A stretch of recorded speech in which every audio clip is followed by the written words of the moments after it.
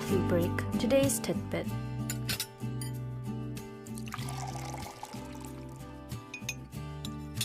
She's back for coffee break. Today's tidbit. Hello. Angela, hello too. Hi, SJ. You know how much of flack I got for you not being on air for the entire week? Why do I get in trouble for that? You were in trouble? No, I mean, I get in trouble, but a lot of listeners say, where's she gone? Why'd you kidnap her? Why'd you put her away? Oh, you kidnapped? No, I just... There was a lot of conspiracies going on. They were saying she got kidnapped. She went missing, and I was put on a hard drive. or something like it was weird stuff going on. But you were chatting on the I was DD2. because I was working at some other place. Yeah. I mean, she had, I just had some, side quests to conquer. Exactly. So I heard, some dragons to slay. Angela, Yes. that you've been living on Ajon's head rent-free these days. What? Isn't that how young people talk these days? I sure hope not. I heard because all he's talking about is, it was like, I heard like Angela so much as soon as... I'm thinking about asking them, Stop talking about you? No, every time they talk about, they mention my name, it's like paper mention. Paper mention, you heard that. You heard that now. Guys, tomorrow, tell them. Peg one. Peg on every time... No, obeg on every time you mention Angela. Angela and her great imitation. Yes. I guess I don't... That was a great imitation. I'm still talking about it. Anyways, Angela, welcome back. Yes. What's our tidbit today? Well, yesterday we started our K-occult series. That's right. Yeah, do you remember? Mm-hmm. Yeah, we started talking about, Korea's unique take on spirits, like 저승사자. And so today we're going to go deeper into the world of, Korean shamanisms and like mudang. Love it. Yeah, and the eerie superstitions that continue to shape Korean horror.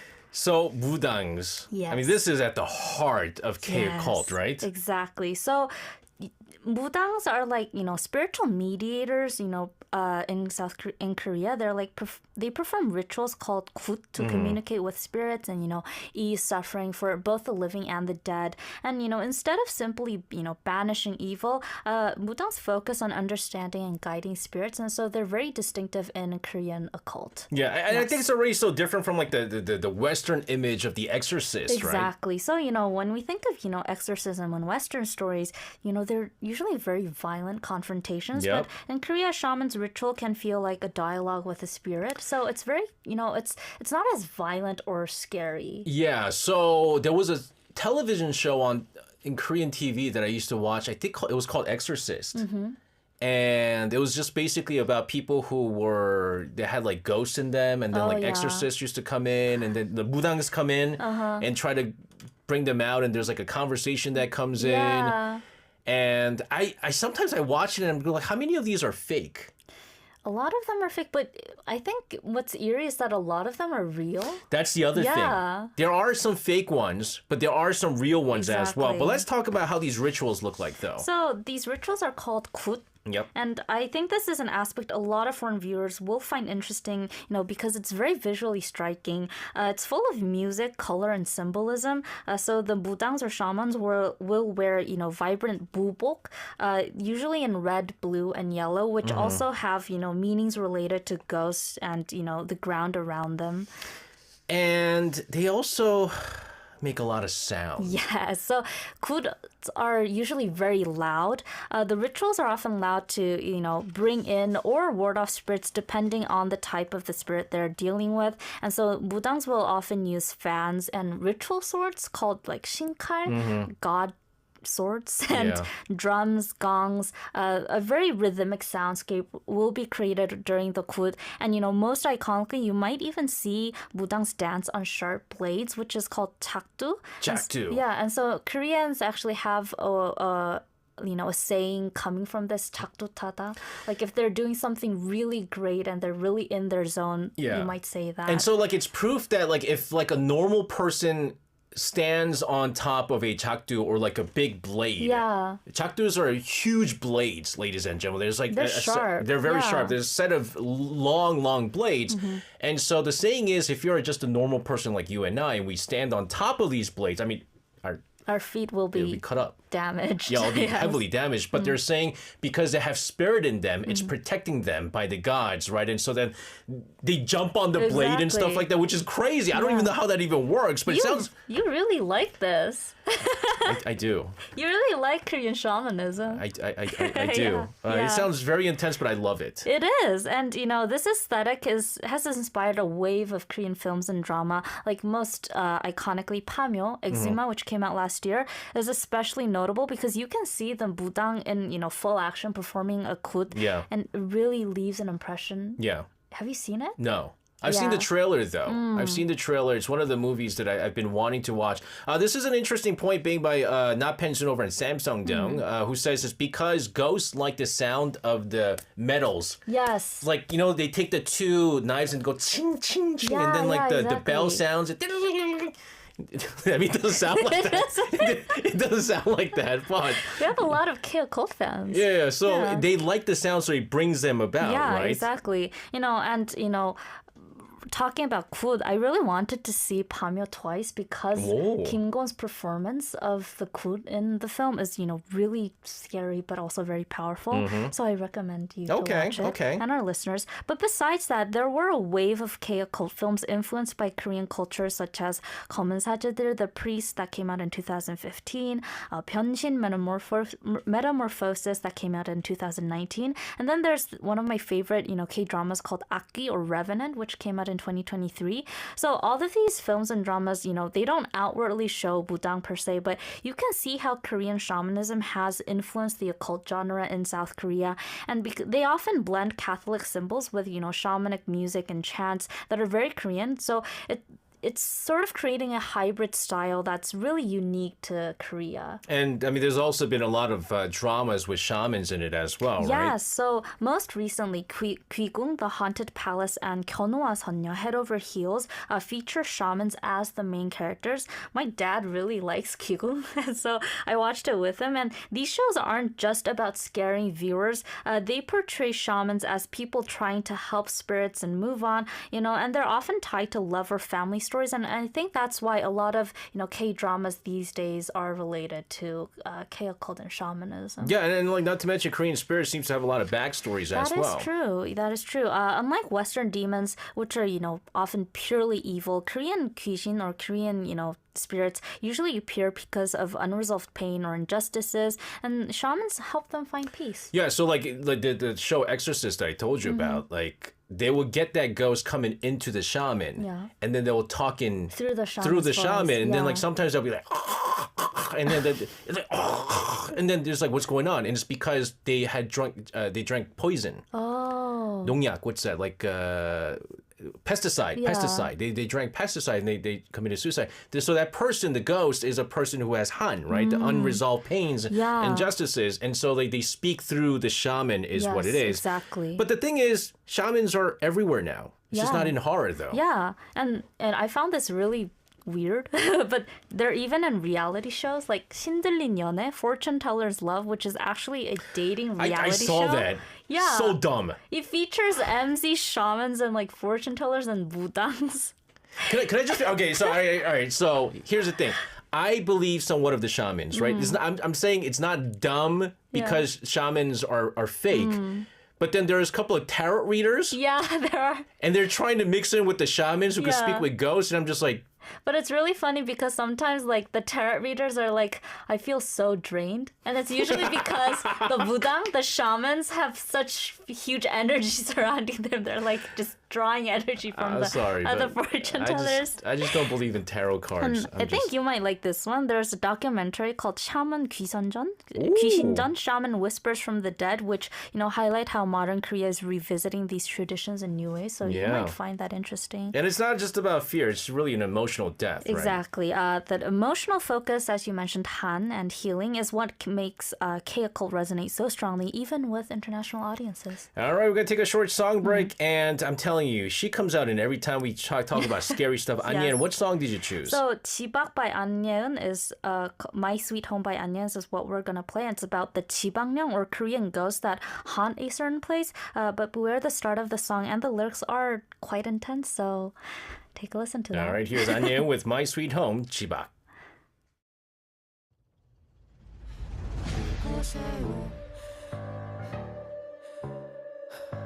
나는 문어. 나는 꿈을 꾸는 문어. I needed that. That was a scary song. That is a scary song. I needed some children song-ish thing. No, actually, 나는 문어, the 문어의 꿈, Yes. Octopus's Dream is actually a very sad song. Yeah. I want to know what's inside the mind of An Yeun. Na Pensun says something really interesting. Yeun is actually typically a very Christian name. 예수님의 은혜. Like, I feel like 예수님의 은혜. Jesus' grace, right? Yeah, this is a... Have you ever been to a 무당? I haven't, but my mom and my grandmother have been. They went for you? Yeah, and like they told me about it, and they said it was way too scary, and my mom never went back. You know, I went a couple of years ago with a friend of mine because he wanted to do it, so I went there with him. And the funniest thing was, I mean, the crazy thing, like she got all these things right with like his mom passing away and stuff like that, and all the things that his mom went through. And then my friend goes, he's single right now. He's my age, and he was like, "Oh, I want to also know about my love life, right?" And then she takes out flags and she goes, and then she does the bell thing and goes, and then she goes, oh, right? And I'm like, and we're like, what's going on? And then she opens her eyes and she goes, "You like girls, right?" And then my friend goes, "Yeah, like girls. What's going on?" She's like, "Oh, okay." That mudang was going somewhere. She's like, "I saw some weird stuff." She was going somewhere. And then till this day, I still make fun of him for it. I said, "Just come out, man. Just come out." Oh, I don't know that. I don't know if it's real. But anyways, that's shamans for you. What's next? Well, we've been talking about, shamans, but let's talk about everyday, like, horror superstition. This is fun. Yeah. So, the kind we grew up hearing from our grandparents or at school from friends, Yeah. Because these superstitions are really the backbone of Korean horror. And I know you're a little stitious, SJ. Yes, I'm yes. Do you know any Korean superstitions? Oh, I know a lot. Yeah. I mean, things like don't write your name in red. Yeah, those are, the well-known ones, right? The number 4 is no bueno. Yes, exactly, because it sounds like death. Yeah. Yeah, and the reason you shouldn't write someone's name in red in Korea is because red was used for the dead. So doing this to the living kind of feels like a curse. So don't do it. But yeah, there are those, and then the lesser known ones are. Have you heard of this one? If you shouldn't cut your nails at night, or a ghost will find you. See, this is weird because the one that I know is you shouldn't cut your nails at night because usually back in the days they would throw it out into the and the mouse would eat it. And the mouse will eat it and turn into you. Yeah, doppelganger would come out. That's so what I there heard. are both various versions, but most likely it probably started to as a safety warning against people during the night. Don't go outside. Right. And then there's also this: don't step on thresholds or you'll lose luck. I heard that one. Yeah, thresholds were believed to hold protective spirits, and stepping on them would drive your luck away. So a lot of adults would usually say that. And then of course breaking mirrors is unlucky, and leaving shoes upside down is said to attract wandering spirits. Really? Yeah, so don't do that. Like upside down as in like flip it over? Yeah. Oh, I didn't know that. Because it's underworld, so the ghosts on the underworld will slip into your shoes and start walking. Oh! That's creepy, right? Oh, that's a good one. Yeah. That's a good one. I mean, also these are very small everyday things. Yeah, and so horror, I think Korean superstitions really love to play with that because, some that I heard growing up from friends are, if you feel weight on your hair while washing your hair, it means a brugishin or a water ghost has appeared behind you, so you shouldn't look back. And then, I think a lot of them are related to hair for girls. If you spread your hair out on a pillow while sleeping, a ghost will wrap your hair around your neck while you're sleeping and, suffocate you while you're sleeping. Oh. And then if you sleep with your leg outside the blanket, ghosts will grab you. What? I do that all the time. But I think sometimes, like, these were made, by adults. Yeah. So, kids would, be under the blanket and not catch a cold. Yeah. And then there's one our producer told me before I was writing the script. He said, don't leave a chair facing your bed before going to sleep or a ghost might sit and watch you all night. Yeah, what a perv. I freaked out when I heard that one. It's so What a scary. perv. Yeah. So, yeah, Korean horror is psychological. It's, really about turning the ordinary into something deeply unsettling. And, they mess with your mind. So this actually ties into evil spirits or aki in Korean. Okay, how? So many stories in Korea link spirits to family, fate, and ancestral curses. Films like Pyeonshin, Metamorphosis, or dramas like Aki, which I both mentioned earlier, show that possessions are often tied to emotional wounds. So yeah, it's very, in the ordinary, in the everyday. So K-horror is the ordinary Yes. and very intimate. Exactly. And, it's about slow building dread and emotional tension rather than, loud shocks or jump scares that we see in Western horror films. Okay. I'm telling you, the Wudang and all the superstition stuff really got me Yeah. going here. Yeah, and so tomorrow we're gonna switch gears from budang and superstitions to my favorite genre, zombies. Oh? We did zombies on Friday. Yeah, but but I'm gonna go for a different angle. Very nice. Yeah, I know we talked about it, so we're gonna look how the zombie genre is reinvented in South Korea. all right, there you have it. Angela. I love this. I love this. We should just have like a scary talk every single day. See how it goes from here. Angela, welcome back. Thank you so much for your tip and have a good one. We'll see you again tomorrow. See you tomorrow. Sending her out of the studio. Let's take a listen to a song here from Aider with Alone in Winter. Han.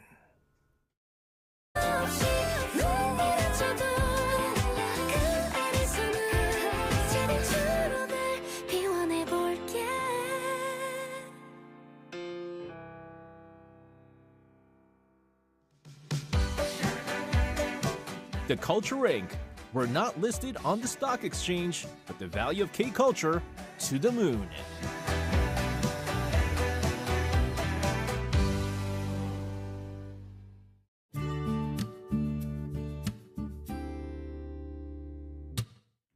Coffee break. Today's tidbit.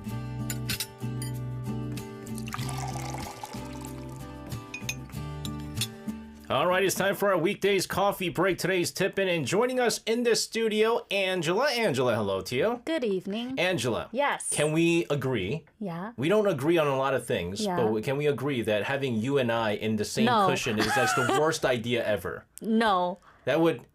And I'm just gonna say it. I don't want my face on any cushion. Okay, my face, I have portrait rights. That is true. Yeah. No, that is true. That is very true. The only face that has no rights is my face. So. Guys, you get to have old SJ and female SJ, Yes. so You get pretty little SJ Yeah. and pretty old SJ. That's old.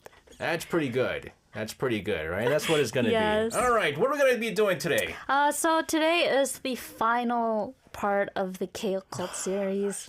I knew you'd be sad. I didn't know you were so into like occult and horror. I like, I've never been scared of something, but I like a good scare, like ghost story and things like that. As you know, yesterday I Yeah. loved the Wudang talk, the Yeah. shaman style. I You absolutely were- loved yeah. it.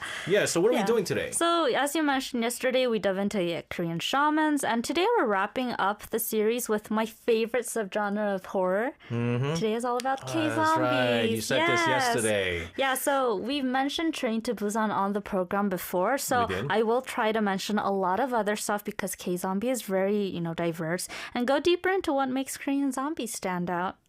Yeah, they can't open doors. Yeah, but that's true for almost all zombies, right? Is it really? Yeah, because I remember like zombies are also evolving in a lot of films and dramas, true. but yeah, none of them yet open doors for some reason. Is this because like it just makes it too easy? They Then? don't have muscles. Ah. I don't think they can actually control How muscles. do they run so? And we'll get into all this, the Yeah. differences between the zombies here. But do you have a favorite zombie movie? I mentioned it. Do you remember? I mentioned it in the Oh. first part.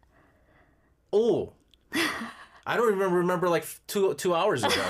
World War Z. Really? Yeah. That's your favorite zombie movie? Yeah, I actually watched it just last night, and it was You like still Tom good. Cruise, don't you? Because you like watch all the Mission Impossible Yeah, movies. I like the Mission Impossible. I actually like Brad Pitt better than Tom Cruise, but Interesting. yeah, but it's a good zombie film. I recommend Okay. it. Okay. I mean, okay, that's cool stuff. But Yeah. zombies and the occult. Yes.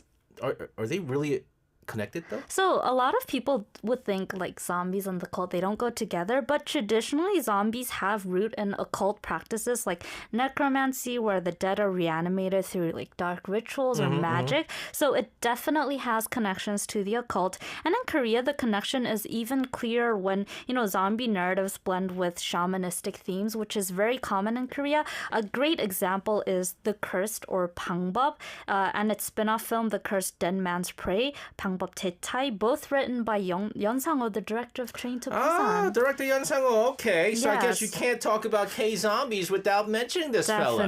Definitely. Yeon Sang-ho is behind Seoul Station, Train to Busan, and Peninsula. That's right. In 방법, The Curse, the lead character is a teenage girl who's the daughter of a shaman. Yeah, and so she can curse someone to death using their name, photo, and a personal belonging, which has its roots in Korean shamanism. Guys, perfect. That's why you need this cushion.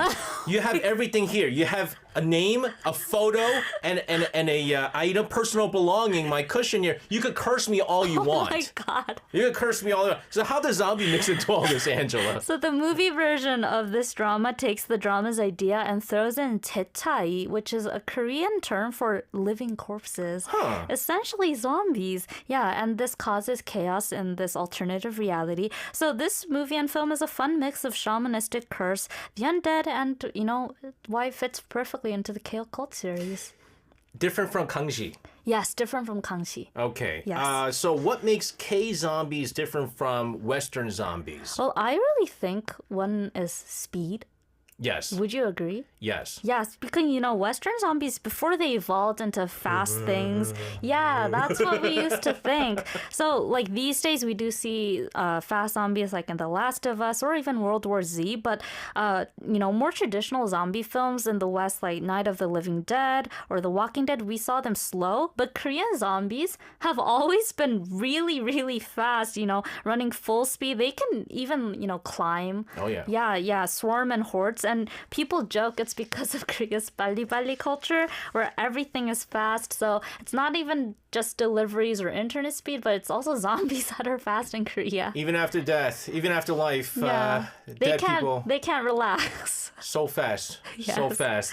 But is speed the only difference, though? Many experts also note that Korean zombie stories often have very strong emotional but also social narratives. In Train to Busan, the sacrifice of core characters lingers with viewers, as Eugene mentioned. And instead of just survive or die, K-zombie stories often explore family bonds, moral dilemmas, and even class divisions, which we can see in the most famous zombie drama Kingdom, where the epidemic is tied to political corruption during the Joseon dynasty. And I know that Kingdom was a Yes. massive, massive hit worldwide. Because Yes. through this drama, everybody started wearing the gat. Yeah. I actually considered wearing one too. They're like, back in the days in the streets, they used to go, you got the gat, that means you got the gun. Yeah. But you got the gat, that means you got the gat. You got right? style. You got style, right? Yes. Let's talk about this. So yeah, as you mentioned, Kingdom, the clothes, the cat, became very famous, but it was really a Netflix sensation with subtitles in 27 languages, dubbed in 12. So if you haven't watched it yet, I really recommend that one. What about some of the other titles, like any that people might not know as well? There are actually plenty. There's Changgol, Rampant. Have you heard of this one? No. This stars Hyunbin and Chang Dong-gon and mixes zombies with sword fighting during the Joseon era. Oh, so wow. you might want to check that. Then there's this comedy horror called 기묘한 가족, The Odd Family Zombie on Sale, which is a really quirky take on what happens when a family tries to make money off a zombie. And this film stars big names like Kim Nam-gil. Kim Nam-gil in a comedy? Horror? Yeah. You don't know. He actually started with a lot of comedy films. Did he really? Yeah. What about K-dramas? Like, what are some titles besides Kingdom? So there's one called Dark Hole, where black smoke turns people into zombie-like mutants in modern-day Korea. And then there's Happiness. Have you watched this one? No. So I watched this one. It's very good. It's a series set in quarantined apartment buildings starring Han Yo-joo and Park Hyung-sik, and released more recently, just this February. There's yeah. also a zombie drama called Utopia, which starring Jisoo from Blackpink. It mixes comedy, romance, and action with a zombie outbreak in Seoul. I tried it out last night after watching World War Z. it is quite gory. It is gory. Yeah, so beware before watching. Yeah. Have you watched Utopia? I watched It's and Bits of it, Yeah. like trailers and It's and Bits Yeah. of it, and I just couldn't, and I apologize. I'm a big fan of Jisoo. Her acting. It's just her acting is very hard to watch. You need to get used to it, I guess. It's just it's very hard to watch, but that's a lot of variety. I never knew that there was so many zombie dramas right? too. And there are a lot more than what I mentioned. So, from mystery, classic horror, comedy, even family drama, I think this shows how the K-zombie genre is extremely diverse, and Koreans really mix and match a lot of genres and can be creative when bringing in zombie stories onto screen. All right, Yeah. there you have it. Angela, you always choose songs. You chose a song from Shiny called Why Yes. So Serious, which reminds me of more Joker Yeah. rather than zombies. Why this song? Listen to the lyrics because zombies appear. All right, here's Shiny with Why So Serious. I love that song. And I was saying I like the Cranberries. That is also a good song. In your Ah, head, no, don't do it. In your head, zombie, zombie, zombie. And you just placed last in the... Good, I don't have to do the 0-2 dance. Talking about zombies, Yes. K-zombies to be more specific. You mentioned earlier that K-zombie stories often include deeper narratives. Yes. Tell me more about this. So one unique thing about K-zombie content is that it often gives the zombies themselves a backstory. They're not just monsters. For example, in All of Us Are Dead, the drama series, seeing your own friends or family infected adds emotional weight to the story. Yeah. So it's not just about survival, which a lot of zombie films are. It's about dealing with grief and loss in real time. What is it? There's a lot of scenes, like I've seen It's and Bits where it's like they're about to turn zombie, but they're fighting it Yeah. just to see their family member one last time with a exactly. sane mind, and then that always gets me. Yeah. And then I think Ma Dong-seok in Train to Train to Busan, like he has that moment too, right? And Kongyu. So what's next for K-zombies? Any new projects coming up? Coming soon is My Daughter is a Zombie, a heartwarming yet comedic movie starring Cho Jung-seok. It's based on a webtoon, so I thought you might have seen it. 내 딸은 좀비? No. You haven't. That's the weird thing is like they make a lot of like dramas out of webtoons. So these are webtoons that I never read. Maybe you don't have the... No, I'm Mask Girl. I watched Mask Girl. But there's so many. It's just that there's so many webtoons. I just can't that read is all of them. true. Yeah. So the film is about a father trying to protect his daughter who's turned into the last surviving zombie. Unlike most zombie films, this one is more of a family dramedy, which makes it stand out. And I'm really looking forward to it because I think comedies with Cho Jung-seok in it are always fun. I love. He's such a good actor. He's a great comedian. He does everything. Yeah. He'll do serious acting, but when he does comedy, he pulls it off so well. Yeah. Like, it's so natural. But Yeah. again, it sounds like a mix of family drama with comedy, which is always the best. Yes, exactly. And that's not the only, horror-themed movie on the horizon. There are also cult-themed. Another film coming is called The Devil Has Moved In, 악마가 이사 왔다. This is coming this August, and the film stars Yuna of Girls' Generation. She is apparently the devil. And Oh. it's more of a comedy with demonic twists, but it shows how much the occult and horror comedy genres are really thriving in Korea. K-occult and K-zombie. I mean, it goes strong in the film industry always. Right, and zombies aren't just big in film. Most recently, a short storybook called Cocktail Love and Zombies by Cho Ye-eun was chosen as one of the best titles among emerging authors Why did I hear of this before? because I was reading it. Is that what it In the is? studio, yes, I was reading it and I really enjoyed it. Especially the titular story is about Chuyeon, who one day finds their dad has become a zombie after drinking pims, or a Korean type of liquor, and the family's ordeal following that. So again, it's a Korean take on zombies. No, you told me about the book. Yeah. Man. You read this. Okay, I Yes. was like, why did this sound so? I don't read books. Why does it sound so familiar? So it's a mix of Korea with zombies again. It really looks like K-zombies are basically here to stay. Definitely. From movies, dramas, webtoons, and even games and novels, K-zombies have become a full-fledged cultural phenomenon, and, that's why they resonate globally. There you have it. Well, this is cool stuff. I enjoyed the summer special with K-occult and zombies and all that stuff. I'm sure a lot of listeners enjoyed it as well. Angela, Yes. before we let you go, Chris Rhodes was saying this song should be played, and this is the song that's actually going to be played as well. Yes. Thank you so much. We'll see you tomorrow, you Angela. tomorrow. Sending Angela out of the studio. We're going to take a listen to a song from Purple Kiss with Zombie.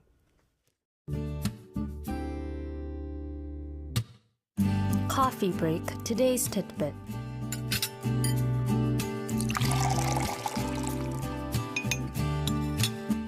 All right, it's time for our weekdays coffee break. Today's tidbit. Joining us in the studio, Angela. Angela, hello to you. Hi, SJ. Angela, what are you most afraid of? What am I most afraid of? Yes. Because Yangurim says, Angela Nim, hi. You've been writing all these scary stuff for tidbits. Do you get any nightmares? But she likes this. She says she likes zombies. Actually, I don't like horror. You don't like horror? Yeah, I mentioned it multiple times during the K Occult series. You did? Yeah, I don't like horror.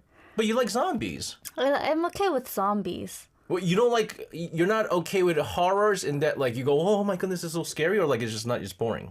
It's scary. Like, I mean, when it's scary, I don't like stuff like Paranormal Activity. Oh, you're scared? Yeah. You get scared? Yeah, I get scared. And then, like, I can just forget about it, but it doesn't leave a good aftertaste. So I wouldn't say I enjoy it. Do you sleep with the lights on? No, I don't sleep with the lights on. Oh, interesting. Okay. I was just kind of curious. Anyways, what's our tidbit today? We're done with the scary stuff. Okay. I have a question. Sure. What's your idea of a perfect summer festival? A perfect summer festival? Yes. Oh my goodness, how much time do we have?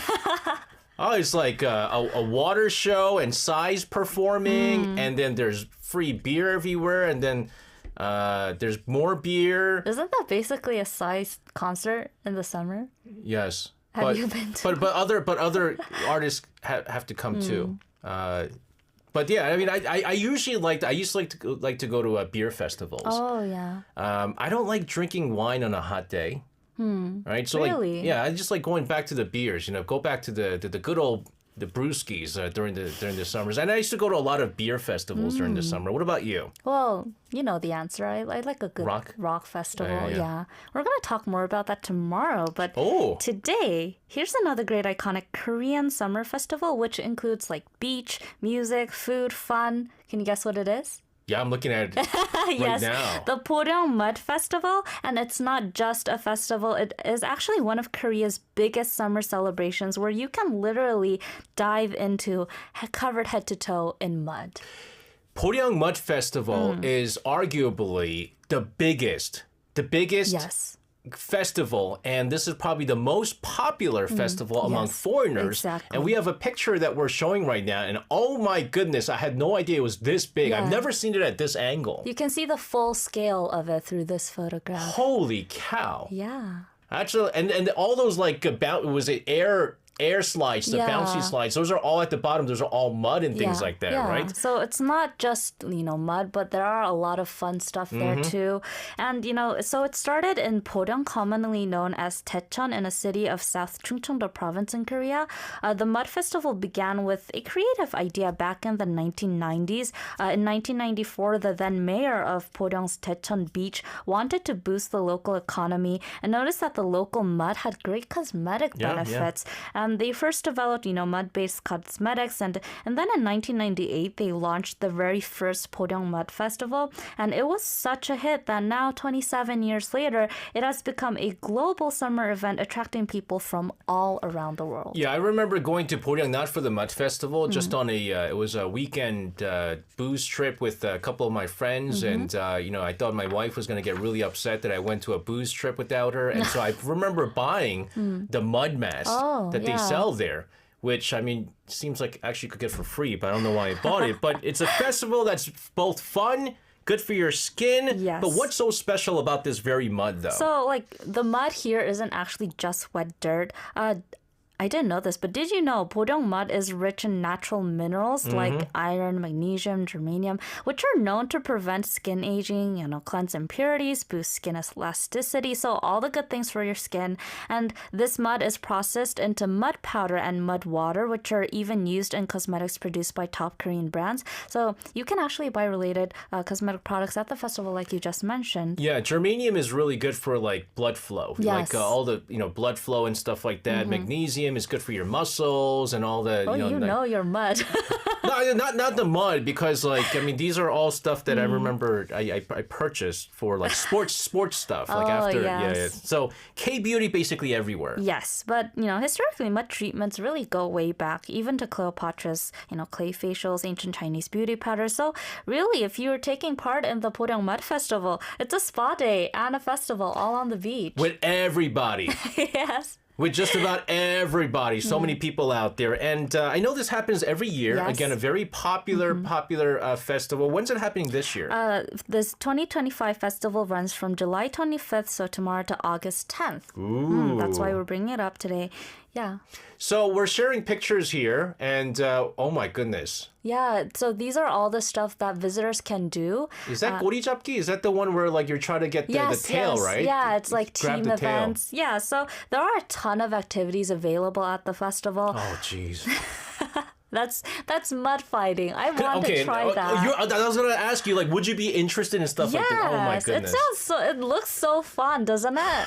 Guys, I can't do that. Why not? I hate it. Why? The feeling, or I don't know, just the fact that like I got all these icky stuff on. I know it's good for your skin and stuff like that. No, but that's the thing. Like, you don't get an opportunity to just get dirty. Like, that's the whole point.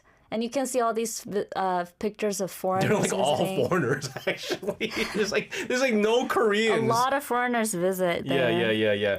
So, I mean, you talked about all the things that you could do, but what about children, though? So kids have their own play zones, and of course, playing with mud is great for sensory experiences. And in the evenings, the festival transforms with, concerts, fireworks, and cultural performances. Ooh, okay. These festivals usually have like great lineups, right? Yes, there will be big concerts like the World DJ Festival on July 26th, the K-Hip Hop Festival. What? Yeah, on August 1st and 2nd, just in time for the weekends. Yeah, this is all happening at the Poryang Mud Festival. That's nuts. Yeah, and there's also a summer night concert on July 27th, which is really anticipated among K-pop fans.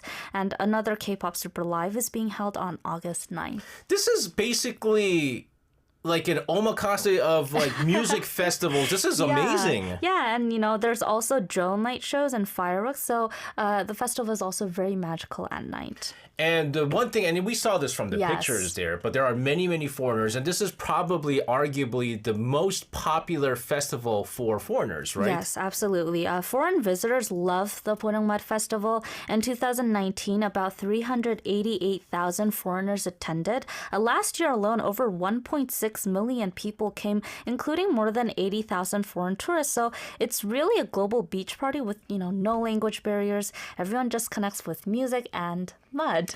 Everyone's the same color. Yeah. Once you go there, everyone's the same color. That's a good way to There's no look at color, it. everybody. This is a world festival here.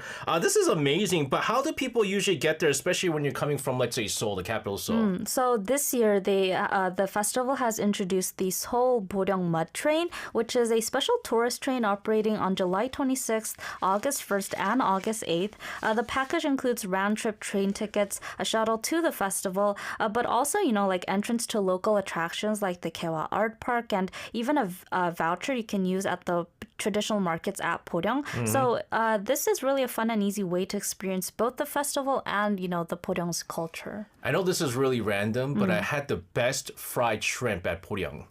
I know this is really random, guys, but this is That's good information. Yeah, no, it was so good. It was like a food truck or something like that. It was just randomly selling these like ginormous fried shrimps. It was like the best thing ever. You're making me hungry now. It's so good. But again, this is really convenient, though, right? We're gonna talk more about the festivals and so forth.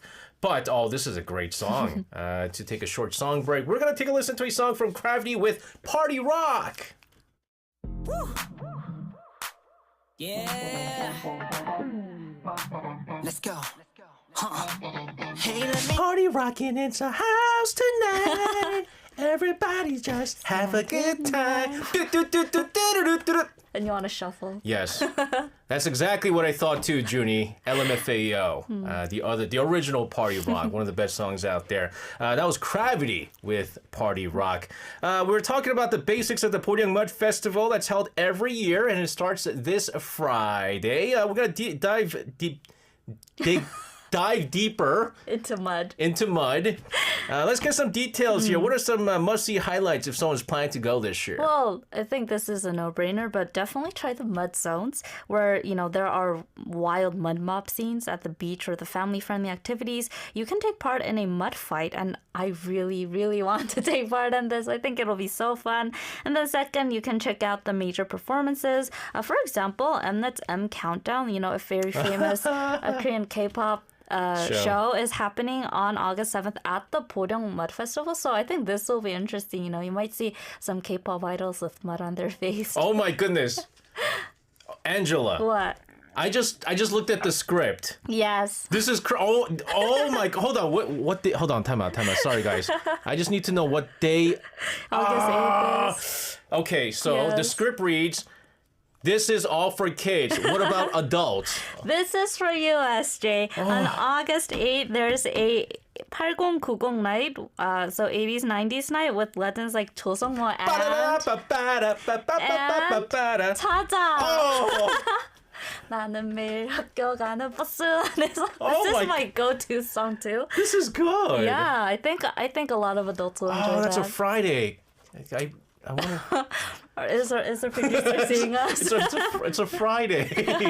I really want to go though. Oh, this is just a festival, just more than mud, Yeah, Angela. exactly. It's really a local event that, revitalizes the whole area of Poryong. And then there are also exhibitions. Of course, a festival isn't complete without food. So food stalls with local specialties and tie-in events like the Taste of Chungnam Hot and Cold, where you can try regional delicacies, are also being held.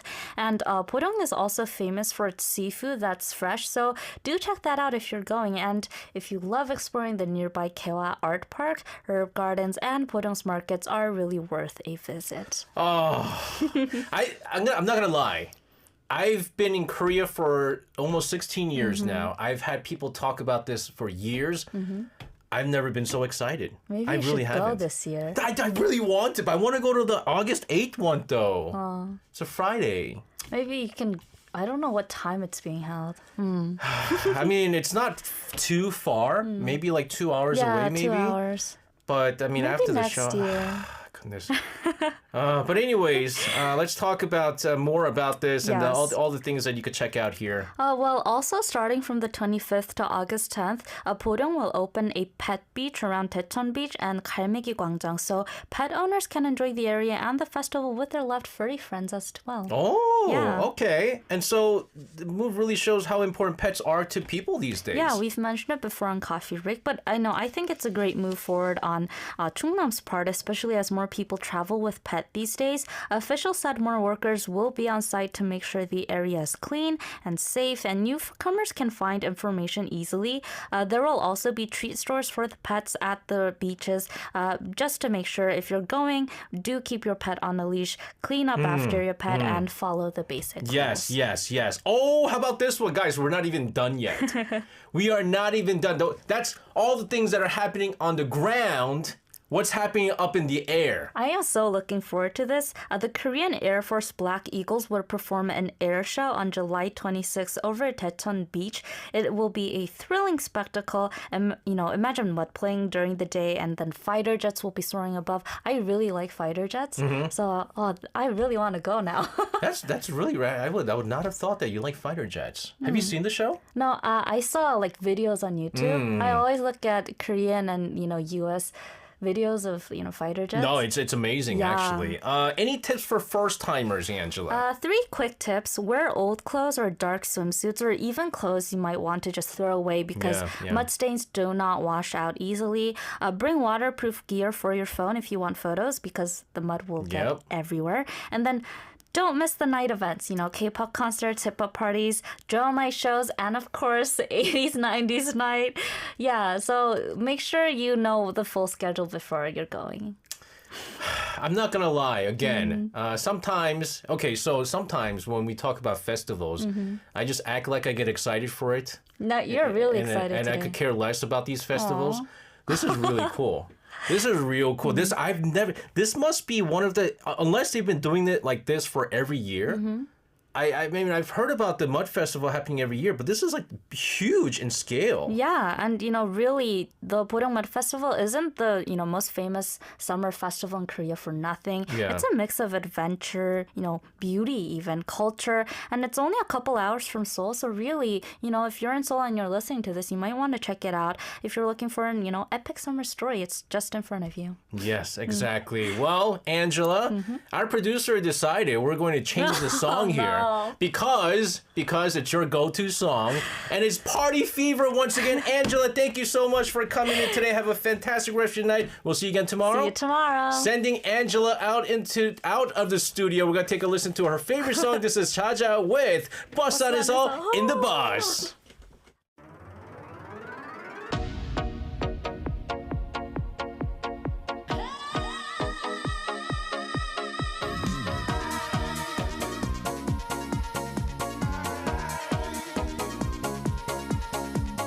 그녀는 너무 지적이야. 그녀는 너무 매력 있고 그녀는 나를 경계해. 너무너무 좋아 죽겠어.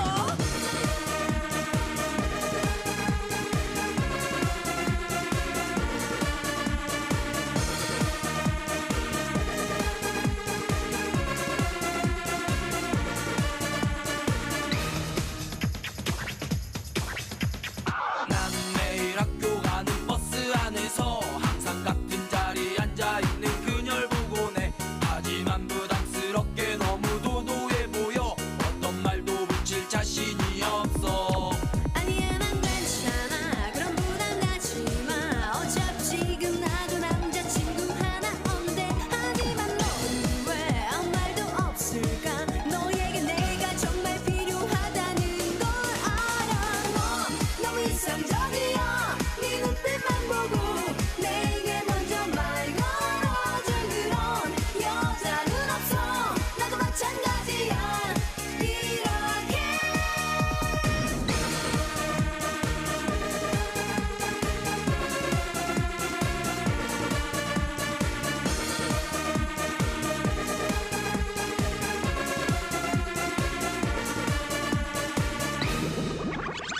나도 매일 학교 가는 버스 안에서 항상 같은 자리에 앉아 있는 그애를 좋아해.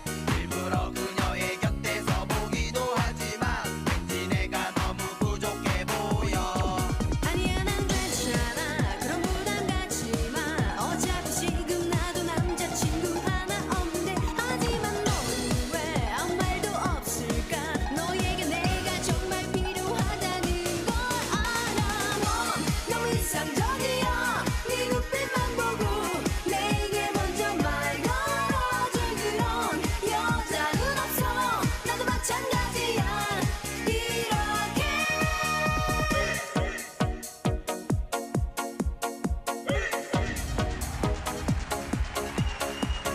그렇게 쉬운 일도 망설이는 하지만 네 모습 정말 무지무지 답답해. 넌 너무 이상적이야 네 눈빛만 보고 내게 먼저 말 걸어줄 그런 여자는 없어 나도 마찬가지야 이렇게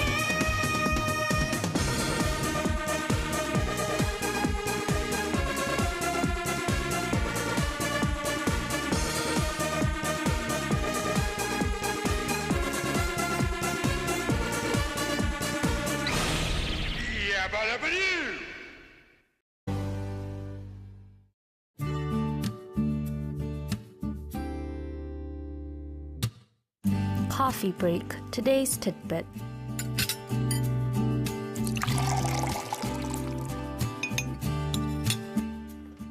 And now, Angela enters the booth, paperwork in hand. She converses with SJ and takes her seat. Her many fans now wait with held breath for her first words. Angela? Hello. Hey, that's how I say hello.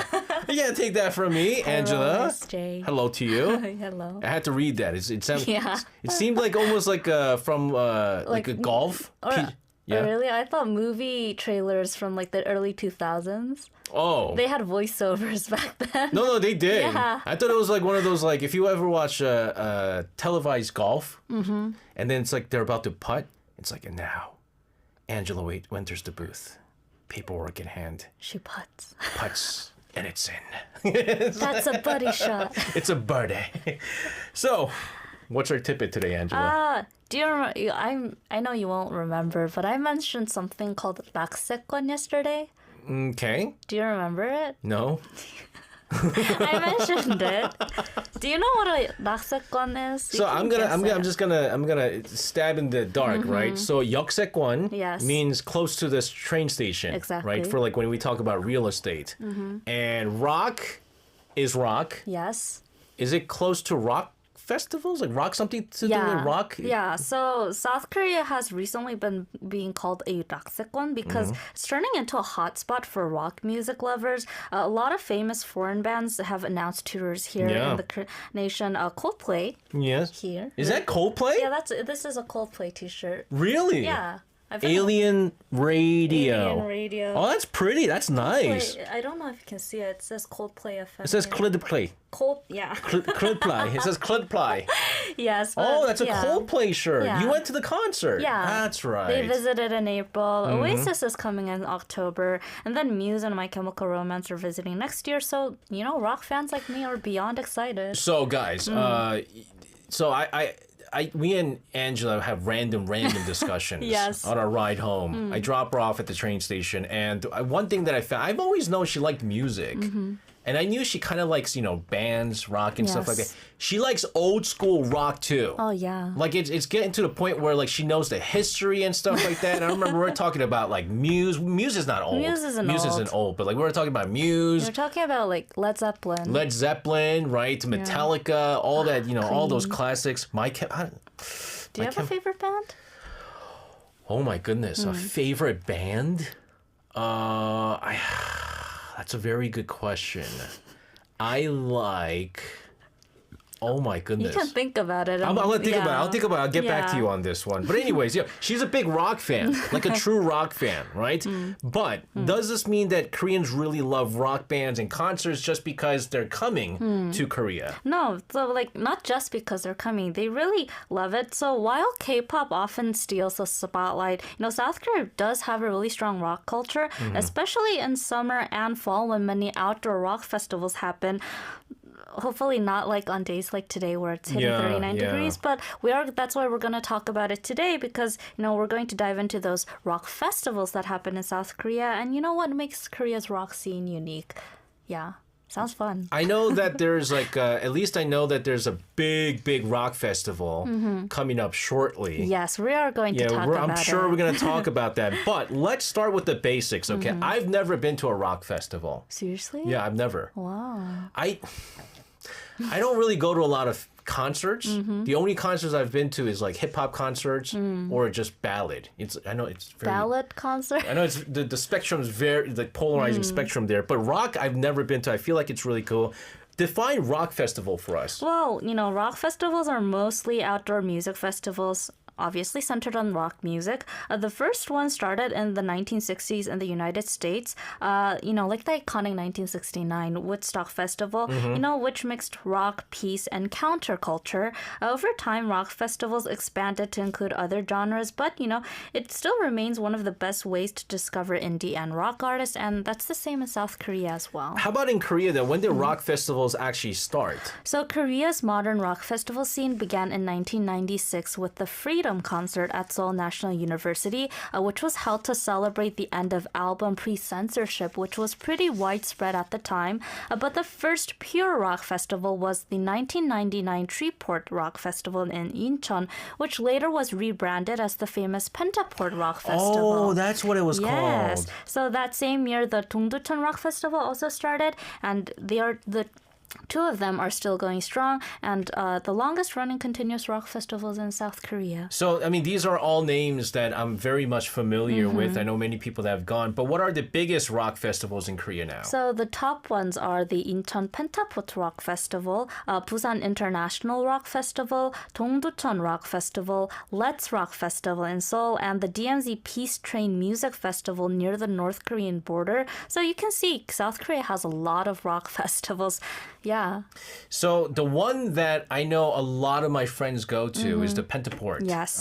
Rock Festival. Let's Yeah. talk about this one because this is I could be wrong. This is I think the biggest name when it comes to rock festivals, right? It is. So Pentaport is Korea's biggest. It's held every August in Incheon since 2006. It's held at Dream Park near Seoul, and it features a mix of rock and electronic music with focus on rock. The name Pentaport comes from the 5 ports representing Incheon's development themes.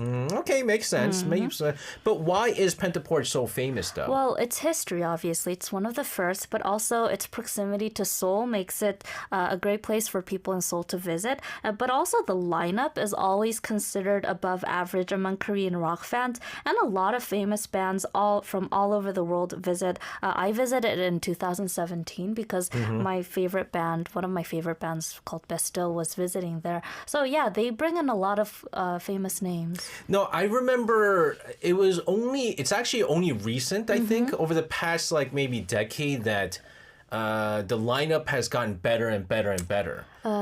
I remember when Red Hot Chili Pepper came. Yeah, they came. And that was too. such a big deal. Yes. Like it was such a big deal that Red Hot Chili Pepper Obviously. came. And then like all of a sudden like all more bigger names started coming out, and then now it's just like Pentaport. It's a big lineup always. What's this year's lineup, I wonder? So this year's Pentaport is being held from August 1st to August 3rd and includes names like Asian Kung Fu Generation, Little Sims, Crying Nut, Pulp, Beck, Taurim, Deaf Heaven, and Lucy across 3 days. No, Nerd Connection is coming? Yeah, Nerd Connection is Whoa, coming. Beck! Yeah. Beck is coming. Yes. Whoa, okay. That's a pretty good lineup. I want to say it was the strongest of the lineup. I'm not gonna lie, it's not the strongest of the lineup Yes. that I've seen so far. But what about BURF? Busan International Rock Festival. I'm telling you, all these international festivals that happen in Busan, it doesn't really sound good if you Yeah. like Biff. Now we got BURF. Busan International Rock Festival. Let's talk about this. This is a side note, but do you know there are 2 Biffs in the world? Yes. Okay. The other one is in oh my goodness. Berlin. Yes, there you go. Yeah, anyways, Busan International Rock Festival, my friend goes to this one every year. It's been around since 2000, originally popular with heavy metal fans, so it's more hardcore rock. It's one of Korea's oldest and most respected festivals, and this one takes place in October. Do you remember Big U? Yoo Ji-ho from Yeonap News. He's the sports guy. Yeah. If you like, I guess you never met him, but if you even hear him talk, he's like very calm. He's very mellow, but he's a big time heavy metal guy. Oh, God. And he goes to like Metallica concerts by himself, and he's like, he was talking about these. I gotta go. I like heavy metal too. Because it's very calming in some ways. You know Mudvayne by any chance? Yeah. I used to listen to Mudvayne. Mudvayne's that was pretty hard. That was my hardcore days. The Dongducheon Rock Festival. Let's talk about that. So this was started in 1999 and is Korea's longest-running continuous rock festival. It's more grassroots and non-commercial and focuses purely on the rock community, which are aspects that set it apart from a lot of other rock festivals. And you mentioned the rock festival in Seoul, right? Yes, so this one is Let's Rock Festival. It's usually about held that. at Nanji Hangang Park. Yeah. Yeah, so it's more like it's known for great lineups and a relaxed vibe because you can, picnic at Hangang while listening to live rock. And this year, Chaorim, Kukasten, Crying Nut, Doburin are all visiting, so you might want to check that out. Guys, Kukastand is like the voice, right? What about newer or smaller festivals? So the DMZ Peace Train Music Festival, which started in 2018 in Cheonan, is famous for its location near the border, and also there are a lot of ones, but there's one in Hongdae and Sinchon called The Sub. It's usually held in September or October, so a lot of rock festivals are coming up soon. Yeah, I mean, it seems like Korea's rock festival scene is getting pretty diverse, right? But like, were there any struggles or changes over the years? Well, you actually mentioned, some lineups are, not getting as much Yeah. attention as before. It's because the market got saturated around 2017 and, many festivals were struggling financially. So a lot of, rock festivals shifted focus to electronic or hip hop, but still rock festivals like Pentaport have, bounced back. They're breaking attendance records with strong domestic lineups. So I think this proves that Korea's rock scene still has a good life. Yeah. We're going to take a music break. And when she came in, I was asking this question, hey, is Glenn Check Korean? Yes. Because Glenn Check does not sound very Korean. We're going to listen to Glenn Check with 60s Cardin. Check. Glenn Check with 60s Cardin. I had no idea we had so many rock fans amongst our listeners out there. Mochiana also says, I would jot down today's episode because I love Korea's rock music festival. The vibe is so fire. I attended once, and it was one of the best festival I attended. I agree. Listen to the episode again. No, yeah, seriously. I mean, that's the great one. Guys, go to our website, click on the podcast tab, which is also available on Spotify. Bruce is a big rock fan, right? I mean, he's naming all the greats. He was asking if you like Genesis. Well, I don't, they're not my favorite, but I do like them. But like among the names he just mentioned, the Smiths, like Depeche Mode, Blondie, the Ramones, of course I like the Who. Yeah, I like a lot of the names he just mentioned. So Blondie, Ramones, I like them because their drummers were really good. Oh my goodness, the Eagles. Oh wow. Hotel California. Oh my god, the Doors. These are goodness. I haven't heard these names are really. Peter Gabriel. Peter Gabriel. Oh my goodness, we're having a bit having fun. We're having a rock history there. We were discussing South Korea's rock festivals. What else should rock fans know about Korean festivals and international connections? Well, I thought this was interesting, but many Korean rock festivals rely on artist lineup shared with Japan's Summer Sonic, which is also very famous because, you know, it's more economical for foreign bands to tour East Asia that way. So I think just shows that Korean rock musicians are getting international recognition, and you know, Korean's rock scene is getting really global these days. Oh my goodness, after you said Summer Sonic, I just had like a weird flashback. What? Anybody remember Semisonic? Semisonic from like the early 2000s. It was actually a band as well. I forgot there was a song I really liked from Semisonic. I was thinking of Sonic the Hedgehog. No. No. Is Semisonic the one that sings Closing Time? Every new beginning comes. You don't know that song? I don't know that one. That's the greatest end of the work song ever. I think that's Semisonic. Someone correct me if I'm wrong. So I'm imagining Koreans are interested about global rock festivals. Absolutely. Right? Yeah. We just saw, you know, worldwide iconic festivals like the Woodstock Music and Art Fair shaped rock culture. So Koreans are definitely influenced by that. In the United States, Lollapalooza started in 1991 in Chicago and has become a huge multi-genre festival. And I'm mentioning it because a lot of Korean artists have appeared there as well. Tomorrow by Together was the first Korean group in 2022. J-Hope was the first Korean solo artist and headliner.